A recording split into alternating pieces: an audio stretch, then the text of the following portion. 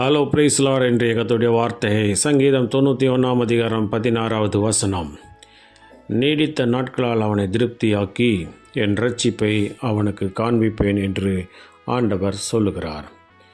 பிரியமானவர்களே, இந்த சங்கீதத்திலே கூட முதலாவது வசனத்தை பார்க்கும்போது, உன்னதமானவரின் மறைவில் இருக்கிறவன் சர்வ வல்லவருடைய நிழலில் தங்குவான் என்று பார்க்கிறோம். நம்முடைய தேவனாகிய கர்த்தருடைய மறைவிலே, அவருடைய நிழலில் நாம் தஞ்சம் புகும்போது, கோழி தன் குஞ்சுகளை சட்டைகளின் கீழே மறைத்து அடைத்து பாதுகாக்கிறது போல நம்மையும் ஆண்டவர் சொல்கிறார், தமது சிறகுகளாலே உன்னை மூடுவார், அவருடைய சத்தியம் உனக்கு பரிசையும் கேடகமும் ஆகும் என்று.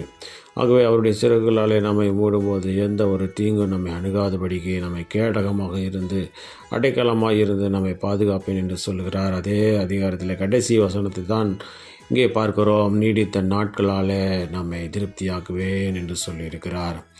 என்னை பின்பற்றுவோருக்கு நான் நீண்ட ஆயுளை கொடுப்பேன், நான் அவர்களை காப்பாற்றுவேன் என்று ஆண்டவர் சொல்லுகிறார். ஆகவே நாம் ஆண்டவரை பின்பற்றவர்களாக இருப்பதினாலே அவர் நமக்கு நீண்ட ஆயுளை கொடுக்கவும், அது மாத்திரமல்ல, சரீர பிரகாரமான ஆசீர்வாதத்தினாலும் ஆவிக்குரிய ஆசீர்வாதத்தினாலும் நிரப்ப வல்லமுள்ள தேவனாக இருக்கிறார்.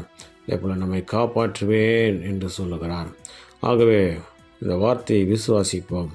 ஆண்டவர் என்னை நீடிய நாட்களை தந்து என்னை காப்பாற்றுவேன் என்று சொல்லியிருக்கிறார். ஆகவே நான் பயப்பட மாட்டேன், இந்த தீங்கும் என்னை அணுகாது, ஆண்டவர் என்னோடு இருக்கிறார், ஆண்டவர் எனக்கு அடைக்கலமாக இருக்கிறார், அவர் எனக்கு நிழலாக இருக்கிறார், எனக்கு மறைவிடமாக இருக்கிறார், எனக்கு பாதுகாப்பாக இருக்கிறார் என்று சொல்லி ஆண்டவர் மேலே நம்பிக்கை வைப்போம், விசுவாசம் வைப்போம். கர்த்தர் நம்மோடு கொடுத்த பெரிய காரியத்தை செய்ய வல்லமுள்ள தேவனாக இருக்கிறார். பிரார்த்தனை செய்வோம். எங்கள் அன்பினை சிறுதான பருவத்தின் தந்தை ஆசிக்கப்பட்டதான இந்த நாளிலே நீர் கொடுத்த நம்முடைய வார்த்தைக்காக நன்றி செலுத்துகிறோம். நம்முடைய வார்த்தையின்படியே எங்களுக்கு நீடித்த நாட்களையும் உங்களுடைய ரட்சிப்பையும் எங்களுக்கு வெளிப்படுத்தி எங்களை காப்பாற்றி என் நாமத்தை மேம்படுத்துங்க.